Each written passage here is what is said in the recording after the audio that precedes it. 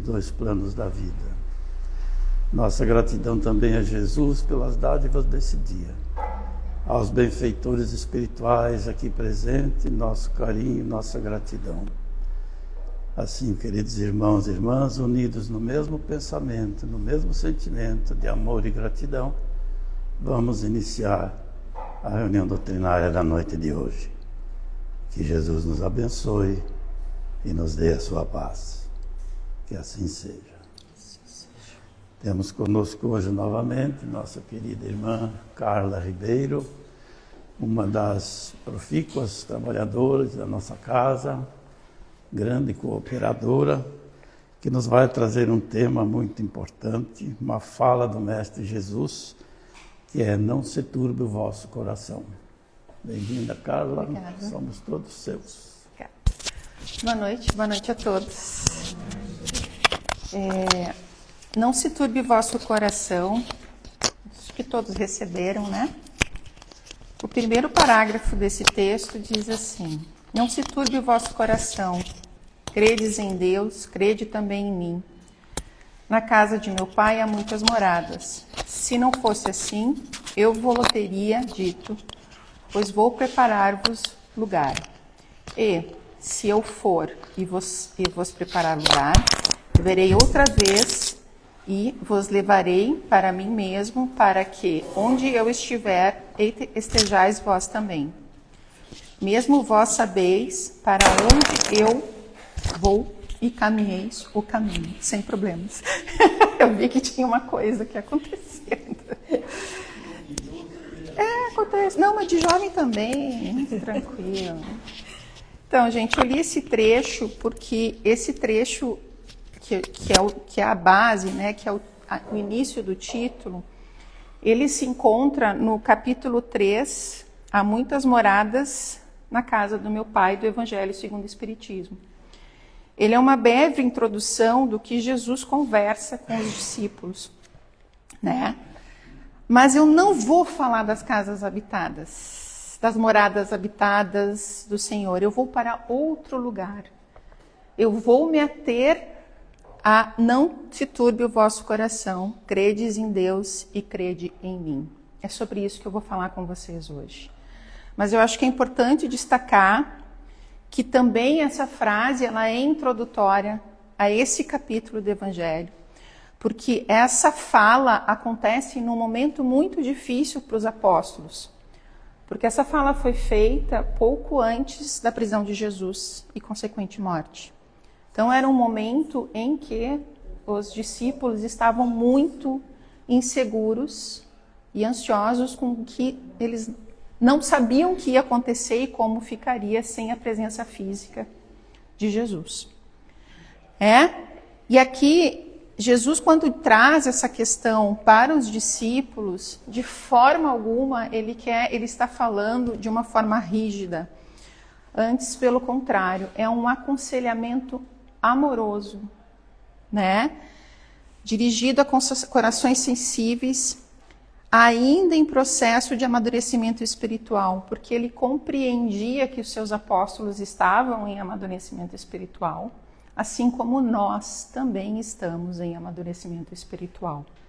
Então, quando Jesus diz, não se turbe vosso coração, credes em Deus, crede também em mim, ele quer dizer o quê? Vai ficar tudo bem. Mas isso não quer dizer que não vai ter dificuldade, não quer dizer que não vai ter dor, não quer dizer que não tenha desafio. Mas credes em Deus e crede em mim. O coração se turba porque sente, porque ama, porque teme perder e aprende. Vou ficar com 2?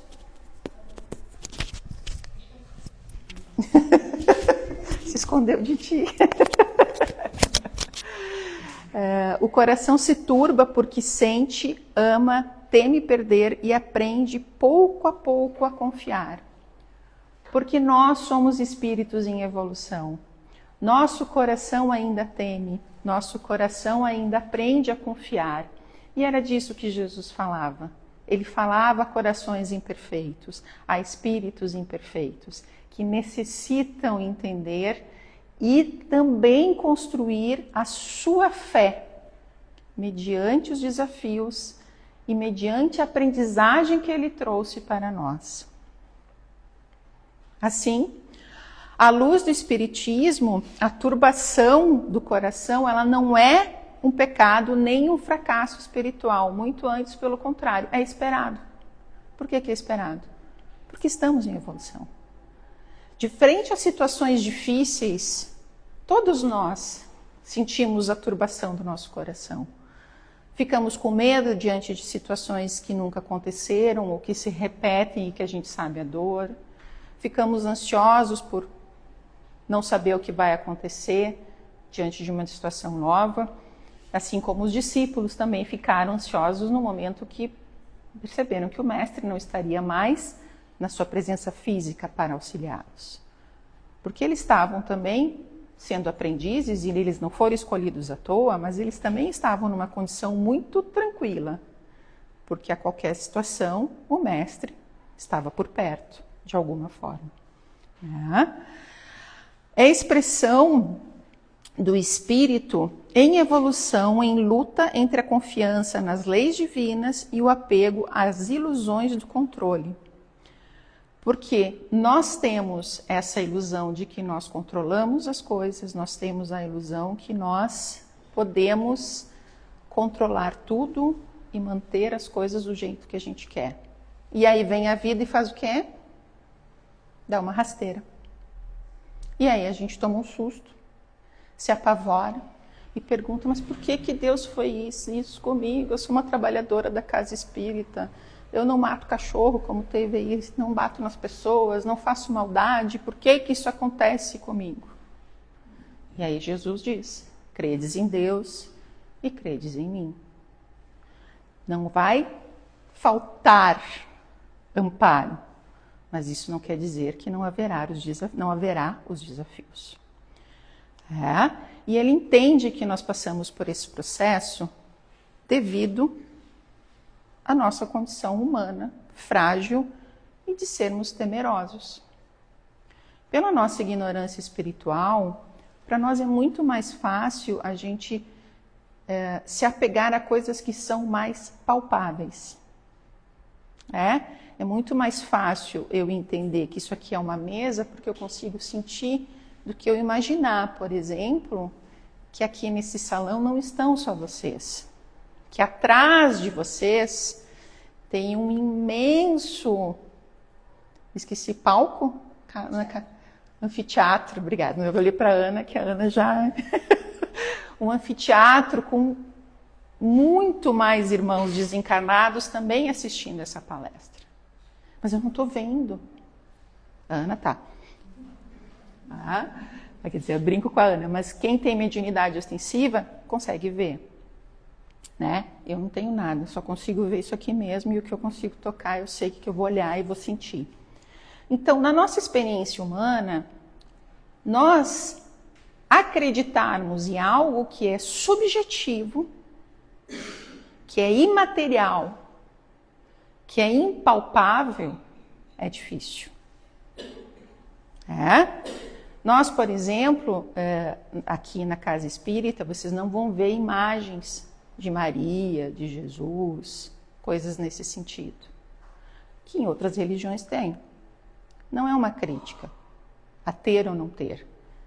Mas muitas vezes, por essa nossa condição de ter algo que seja mais palpável, inclusive para ajudar a gente no foco, a gente imaginar ou visualizar uma imagem física de Maria ou de Jesus, nos auxilia a direcionar a nossa prece, o nosso pedido de socorro. Isso se trata do nosso nível evolutivo.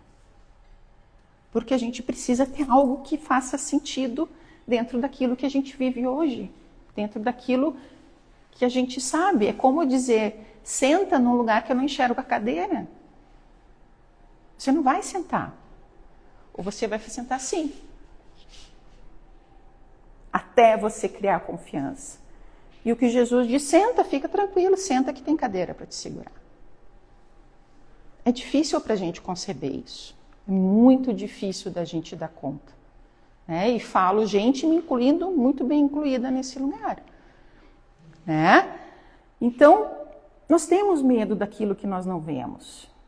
Né? Eu sou espírita, sei que às vezes eu tenho medo dos barulhos que tem dentro de casa. Tem medo? Vou fazer o quê? Eu não sei quem é que está ali.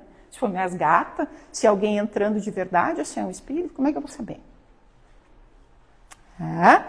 Então, Jesus fala desse para nós, para esses irmãos que estão em processo. E aí Jesus fala isso nesse momento de despedida para os apóstolos, porque ele sabe que ele não vai mais estar presente. E sabe que isso gera nos discípulos muita insegurança, porque ele sabe que a jornada dos discípulos também será muito dolorosa. Eles sofreram muitas perseguições após a morte de Jesus. E ele não promete ausência de dor. Ele oferece presença de sentido para atravessar a experiência. É isso que ele oferece. Sentido. Porque nós, dentro da doutrina espírita, né, a gente oferece uma fé raciocinada, né? Porque a gente consegue refletir sobre os ensinamentos, a gente tem como base a ciência, a filosofia, que nos ajudam a refletir, a compreender os fenômenos, né? Mas que também é capaz de encarar essa dor causada pelos desafios sem desorganizar o mundo interno. Porque a verdadeira paz está onde? Dentro de nós. E quando a gente fala que a dor não pode desorganizar o mundo interno, porque a gente tem que confiar naquilo que os desígnios de Deus quer, nos propõem, nos trazem, é a verdadeira paz. Por que a gente não tem paz? Por que a gente não alcança? Porque nós queremos controlar o que não nos pertence. Nós não aceitamos as nossas provas. Nós resistimos a ela. Nós achamos que estamos sendo injustiçados. Nós nos esquecemos da nossa imortalidade. E perdemos o propósito espiritual da existência. Então, diante desse conjunto, realmente fica difícil a gente entender que tudo que acontece conosco tem um propósito. Porque se a gente não entende que somos espíritos imortais e o que vivemos hoje é só uma fração muito pequena da nossa história enquanto espírito, é muito difícil a gente aceitar. Como eu disse antes, por que isso aconteceu comigo? Eu sou tão boa. Porque eu fico resistindo àquilo que me acontece. Eu fico querendo controlar aquilo que eu não tenho controle. Quero controlar a escolha dos meus filhos. Quero controlar as decisões das outras pessoas. Eu quero controlar o tempo. São coisas que a gente não tem controle. E Joana, ela nos ensina, né, que o medo persistente, a revolta não elaborada e a insegurança contínua fragilizam o campo psíquico do espírito. Porque se você vive atormentado, se você vive com medo, se você vive num sentimento de raiva ou vingança, você é uma pessoa que não está em paz. Você está sempre vibrando nessa energia.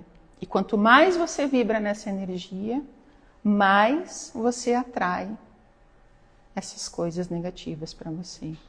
E isso se torna um ciclo vicioso e um hábito mental que pode ser enlouquecedor.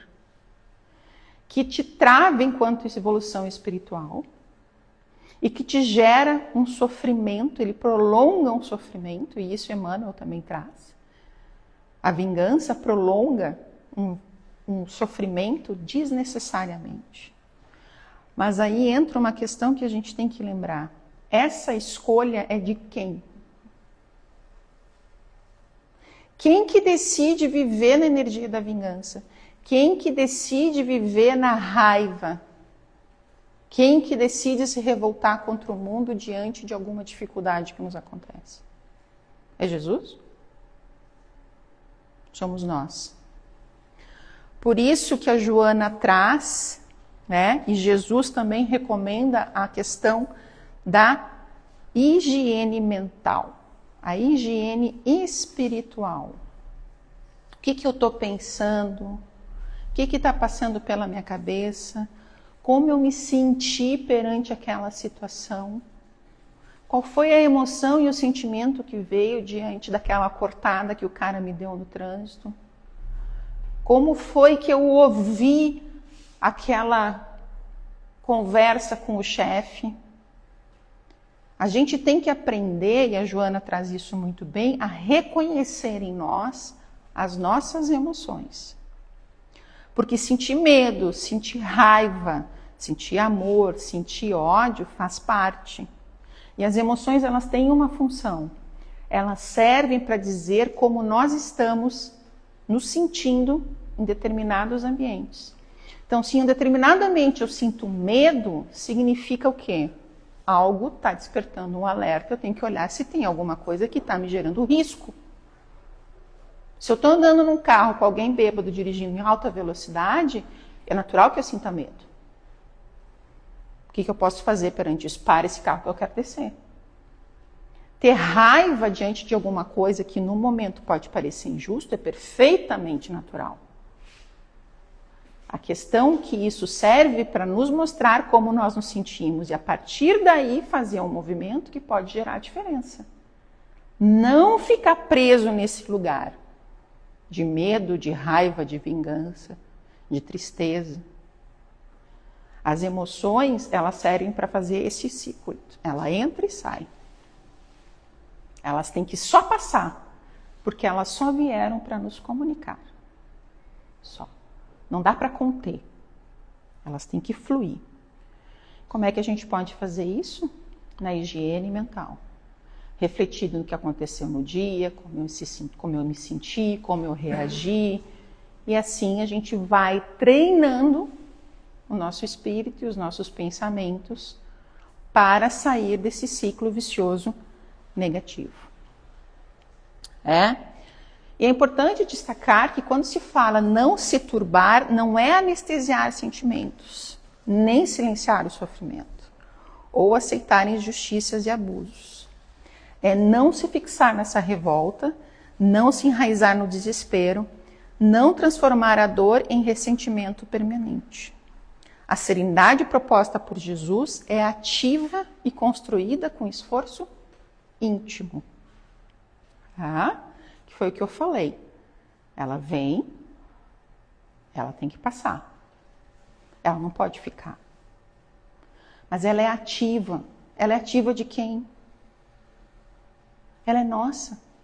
Nós temos que fazer essa escolha de fazer essa mudança. Nós temos que dizer assim, não, eu não quero ficar com isso. Eu entendi que isso me deixou com raiva por isso, por aquilo. Eu posso conversar com essa pessoa em outra situação, posso resolver. O que eu tenho para fazer que esteja ao meu alcance, farei. Aquilo que está fora de meu alcance, credes em Deus e credes em mim. É disso que Jesus fala. Faça a sua parte, eu faço a minha. Mas é importante que você faça a sua parte. Porque se você não fizer essa parte, fica difícil de eu te alcançar. Não é que ele não queira te alcançar. A gente dificulta, com os nossos pensamentos negativos, o alcance do auxílio dos benfeitores. Porque a nossa energia negativa dificilmente vai sintonizar com benfeitores. Então, por isso que é um esforço íntimo e é ativo. E o Espiritismo oferece diversos caminhos para a gente poder ser auxiliado. A oração, né? A oração verdadeira, como um alinhamento interior, uma oração que faça a gente refletir, pensar, pedir o amparo, pedir uma luz, pedir uma orientação, ou pedir perdão, aquela conversa íntima que cada um de nós tem com Jesus, com Deus, com a espiritualidade amiga. O estudo do Evangelho, a prática do Evangelho no lar, né? O Evangelho que é esse nosso orientador moral, que cada texto traz reflexões importantes para o nosso cotidiano, também nos auxilia a refinar essas emoções, esses acontecimentos do dia a dia. A caridade como ampliação do sentido de vida, porque se você oferece de alguma forma a tua caridade para auxiliar o outro, também te alivia a tua dor, porque você ajuda a aliviar a dor de alguém. Isso faz bem para a gente. A vigilância emocional, como destacou a Joana, a questão da higiene mental e espiritual, e a confiança ativa nas leis divinas. Nós temos que exercitar a nossa fé, acreditar que vai dar certo. E a paz nasce da confiança em Deus, não da ausência de problemas.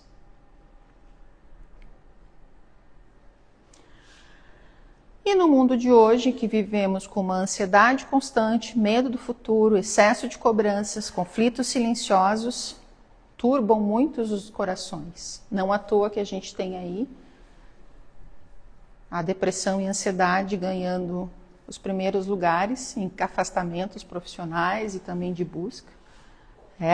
Nós vivemos numa sociedade muito acelerada. Nós vivemos numa sociedade e que nos acelera, a tecnologia nos acelera. Quem tem filho vai entender melhor aqueles vídeos do YouTube, os shorts. Aquilo é um veneno. Esses dias eu estava pegando um Uber e eu fico olhando os shorts. Não faz isso com o teu cérebro. Pelo amor de Deus, não faz isso contigo. Porque aquilo são vídeos de 30 segundos que mudam. E aí tu fica assim, tum, tum, tum, tum. Aí eu disse para ele, tu não consegue assistir um filme? Ele, não consigo. Porque o cérebro já se acostumou a 30 segundos trocar. Então ele ficava, olhava o filme, pegava o celular. Porque a gente exercita o nosso cérebro a ser rápido. E a gente perde, essa essência espiritual, esse tempo do espírito que é eterno. O que são 30 segundos para um espírito eterno? Talvez 30 segundos sejam uma encarnação nossa, na nossa trajetória enquanto espírito imortal. Vejam a diferença. Uma encarnação, fazendo uma analogia aqui com vocês, equivale a 30 segundos de um vídeo do YouTube. Então, a tecnologia é excelente, traz muitas coisas boas, sem dúvida nenhuma, mas nós não podemos nos escravizar a ela, nós não podemos permitir que ela denomine o ritmo da nossa vida. A gente não tem paciência para as coisas, a gente vem perdendo a paciência. Então, a sociedade em si não nos ajuda, mas nós também não nos ajudamos. Isso é importante, porque tudo isso gera conflito, gera depressão, gera ansiedade. Muitas vezes a gente está com o celular aberto com uma rede social de centenas e milhares de seguidores, mas a gente está sozinho. Como é que funciona isso na cabeça da gente? Quando a gente muito quer, é um contato, é um abraço, é um beijo, é um sorriso, é um olhar que dá aquele retorno de carinho, de afeto. Mas a tecnologia não nos dá isso. Quem dá isso é outro ser humano. E assim, quando o nosso olhar se amplia, se amplia para olhar esse tempo num nível espiritual, o coração aprende a esperar. Porque ele entende que as coisas têm um tempo para acontecer, que as coisas não se resolvem de um dia para outro. Uma tempestade não acontece de uma hora para outra. Se fosse assim, a gente não tinha previsão do tempo na televisão. Existem sinais que nos sinalizam a possibilidade de. Assim, a gente também tem que aquietar o nosso coração para entender que as coisas tem que ter calma. E o não se turbe o coração, na verdade, nada mais é que um chamado diário à maturidade espiritual. Este convite à reflexão do nosso crescimento enquanto espírito. Jesus não nos pede um coração endurecido, muito antes, pelo contrário. Ele nos pede um coração educado, fortalecido e confiante. E isso não se constrói de um dia para o outro. Isso se constrói com disponibilidade, com mudança de hábitos, com confiança em Deus. E assim a gente acredita que Deus governa, a vida continua, nada se repete e tudo educa. É isso, gente. Agradeço a disponibilidade.